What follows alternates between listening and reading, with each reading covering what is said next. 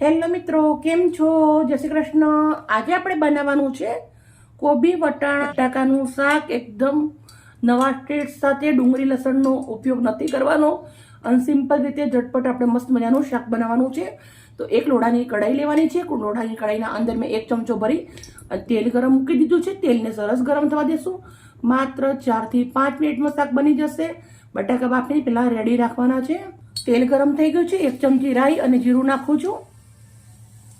હિંગ, લીલા મરચાં, મીઠી લીમડીના પાન, વટાણા,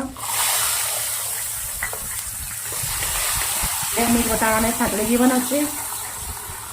વટાણા થોડા સંતરાઈ જાય એટલે કોબીજ નાખી દેવાની છે. આપણી કોબીજ ધોઈ અને ઝીણી તમારે દીધેલી છે.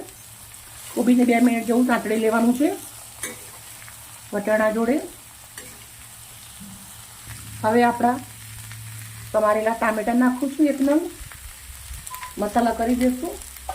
તો 1 ચમચી કશ્મીરી મરચું નાખું છું. 1 ચમચી તીખું મરચું નાખું છું. 1 ચમચી હળદર નાખું છું. 1 ચમચી વરી અને મીઠું નાખું છું. મીઠું તમારા સ્વાદ પ્રમાણે નાખવાનું છે. આપણે જે બટાકા બાફેલા છે એ નાખી દઉં છું. બટાકા બાફી 3 નંગ અને છિલકા નીકાળી અને એને કટ કરી લીધેલા છે. હવે બધું જ આપણે સરસ મિક્સ કરી દેવાનું છે મસાલા જોડે.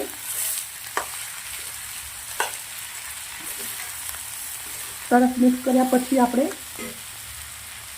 1 ચમચી નાની ગરમ મસાલો નાખવાનો છે. સરસ મિક્સ કરી દઈશું અને 3 થી 4 મિનિટ સુધી આને રાખવા દઈશું. ચટપટું બનાવવા માટે થોડો એવો અમચૂર પાવડર નાખી દેવાનો છે અને આપણે લીલા દાણા નાખી દેવાના છે. સરસ મિક્સ કરી દઈશું. આપણું શાક થઈ ગયું છે રેડી. મિત્રો, કેવું એકદમ ઝટપટ બન્યું ને. લસણ ડુંગળી ફોલવાની ઝંઝટ વગર આપણે સરસ મજાનું શાક બનાવીને રેડી કરી દીધું છે. રોટલી જોડે ખાઓ કે પૂરી જોડે, પરાઠા જોડે, ભાખરી જોડે, બધા જોડે સરસ લાગે. પણ તમને આ શાક સારું લાગે તો પ્લીઝ મને એક લાઈક કરવાની છે તમારે.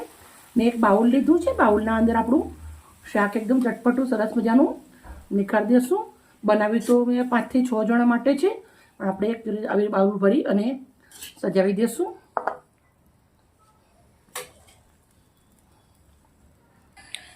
મિત્રો, આપણું શાક સજાવી રેડી કરી દીધું છે. મારી વિડીયો સારી લાગી તો પ્લીઝ એક લાઈક કરજો, દોસ્તોને શેર કરજો અને આ ચટપટું શાક એકવાર જરૂર બનાવીને ખાજો. Okay, bye by.